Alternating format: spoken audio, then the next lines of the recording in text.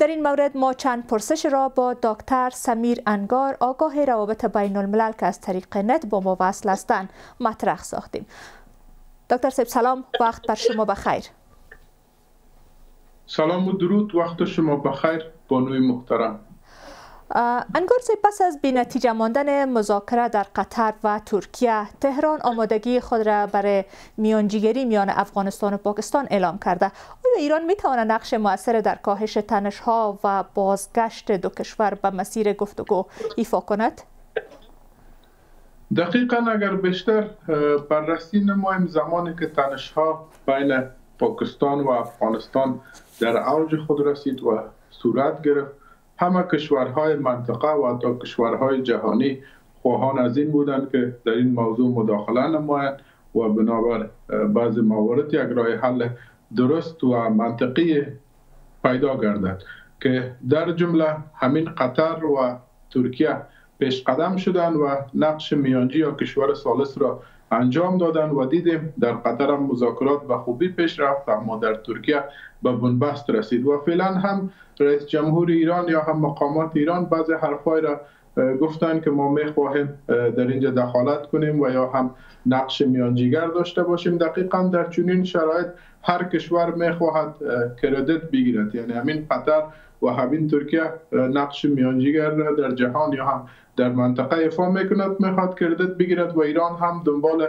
گرفتن کردیت است. من فکر نکنم تا زمانی که بین هر دو کشور یعنی اوضاع به درستی پیش نرود و در پاکستان پالیسی درست تطبیق نگردد، من فکر نکنم که میانجیگرها هم نقش خود را داشته باشد.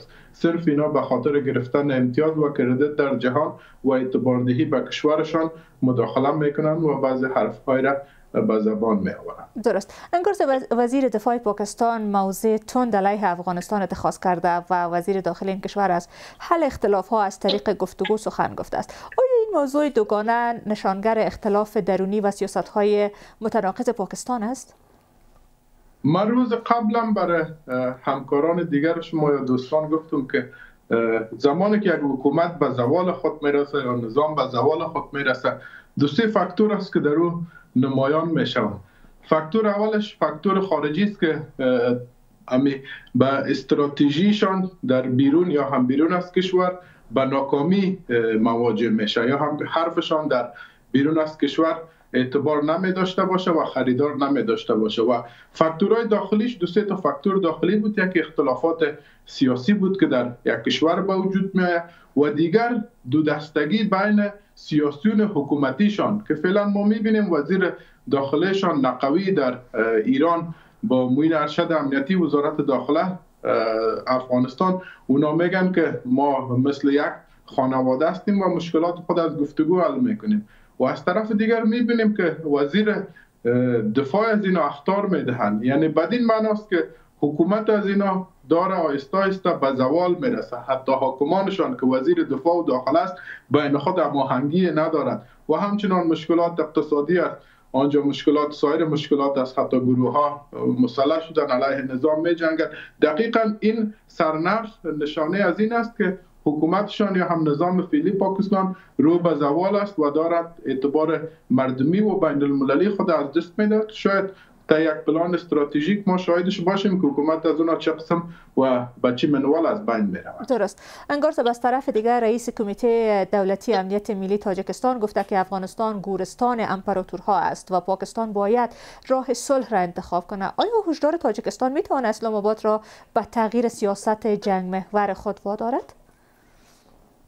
اگر بررسی بیشتر داشته باشیم، نه تنها حرف این ناقص بلکه جو بایدن هم بارها این حرف را به زبان آورد و ترامپ هم و همچنان ابرقدرت‌ترین کشورهای جهان هر از گاهی هشدار میدهند، یعنی درباره افغانستان اگر از آنها پرسیده شود خود دقیقاً این حرف را میگن که افغانستان گورستان ابرقدرت هاست و هر کسی که یا هر کشوری که یا هر سازمانی که بیاید به این که افغانستان اشغال میکنیم و افغانستان تحت تسلط خود قرار میدهیم، دقیقاً این یک خیال باطل است و اگر فعلا زمانی که پاکستان دارد در مسائل داخلی افغانستان، دقیقا از سال 1970 بدین طرف پاکستان تعریف نامناسب از افغانستان داره به جهانیان. یعنی پاکستان میخواهد که عمق استراتژیکشان در افغانستان پیاده شود و افغانستان هم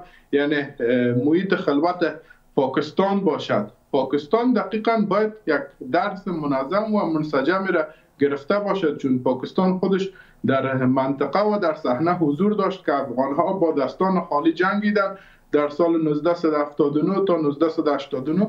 همین شوروی که در قلمرو از اونا حتی یک پشه نمیتونست پر بزنه، آنقدر مقتدر بود تا به دندان مسلح بودن، افغانها آنها را به زوال مواجه ساختن و از پا در آوردن. بالاخره 18 امپراتوری که داشت یا 18 کشوری که زیر تسلطشان بود، همشان توته و پارچه و تقسیم شد. و همچنان امریکا که آمده بود از سال 2001 تا 21 همین پاکستان در منطقه حضور داشت. باید از این درس بگیره. امریکا با 32 کشور ناتو، جمع چند کشور دیگر، مجموع 45 یا 50 کشور در افغانستان و شکست مواجه شد. یعنی پاکستان باید از اینا درس خوبتری گرفته باشد. اگر پاکستان هم بخواهد در امور داخلی افغانستان فعلا که یک نظام مقتدر و مرکزی است مداخله کند، دقیقا روی هم رفته پاکستان هم مثل شوروی یا هم مثل کشورهای دیگر به زوال مواجه خواهد شد. چون پاکستان باز حتی اگر محاسبه دقیق کنیم به نیم از این کشورها هم حساب نمی شود، چون پاکستان حتی میگن که ششمین قدرت نظامی جهان است. ما دیدیم چند روزه که حتی در خط فرضی دیورند جنگ شد، همین عساکر شما عساکر افغانی 45 پستی از اونا را گرفته بود. و سایر موارد پاکستان اگر به اتم خود یا هم به تیارای درون خود مینازد و میخواد که جنگ کند، دقیقا افغانها خود در قدم اول امن پسند است، چون زیاد جنگ دیدن. 45 سال در این کشور جنگ های تحمیلی بود، اما اگر جنگ میکنن افغانها با دستان خالی شاید تا اسلام آباد هم فتح خواهد کردن.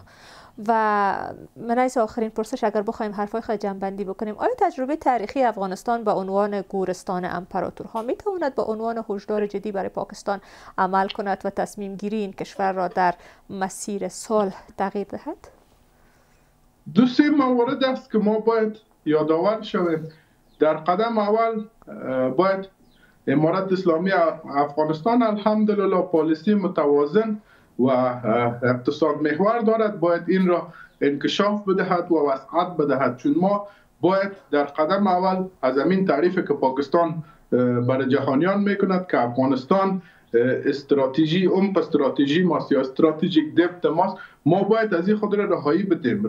یعنی زمانی که از این خلاص شویم، یعنی فرمول بسیار آسان دارد. ما باید که قاعده سیاست خارجی خود را وسعت بخشیم، یعنی کشورهای دیگر را هم مثلا چین، روسیه، حتی هند و سایر کشورها را باید در کنار خود داشته باشیم و حداقل از منافع ما در سطح جهان و در سطح منطقه دفاع نماییم. باز ما میتونیم که از پاکستان فاصله بیشتری بگیریم. و حرف دوم این است که ما باید وابستگی های اقتصادی خود را از پاکستان کاهش دهیم، بریم به طرف ایران یا هم به طرف آسیای میانه یا هم چین یا هم روسیه یا هم سایر کشورهایی که ما همراهشان مرز و بندر داریم. ما نباید تنها به پاکستان وابسته باشیم.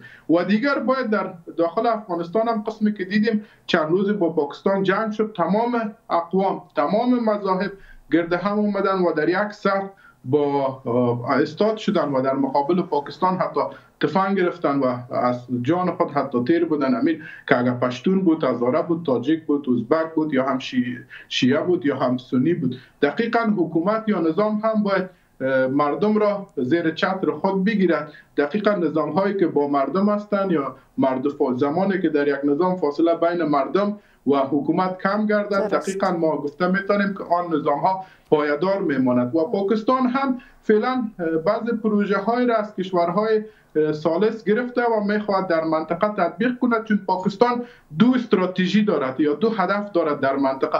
یکی که همیشه باید منطقه بی ثبات باشد، چون در بی ثباتی منطقه نفع پاکستان است، و دیگر همیشه اتهامات دروغ را بالای کشورهای همسایه یا هم هند یا هم پاکستان میبندد. اما دیدیم ما در میز مذاکره زمانی که در همین ترکیه رفته بودن، حتی آیت‌های افغانی برشان گفت که ثبوت را نشان دادن که مراکز گروه‌های تروریستی در پاکستان است و حتی آنها ادعایی که داشتن شما رهبرای تی تی پی را بر ما تسلیم کنید یا دیگه بسیار ادعای حیران کننده است، چون حرف اصلی این است که اگر تی تی پی در افغانستان وجود داره خب از کجا آمده؟ طبعا از خاک شما آمده، شما خود را ششمین قدرت جهانی میدونن، خب چطور از خاکتان تیر میشه پس دوباره این طرف میاد؟ یعنی این هم خودش یک طرفند است و به نحو خواسته های پاکستان، یعنی در مذاکرات هم عقلانی نبود و پاکستان نه توان مذاکره را دارد و نه هم توان جنگ را با افغانستان دارد، چون پاکستان یک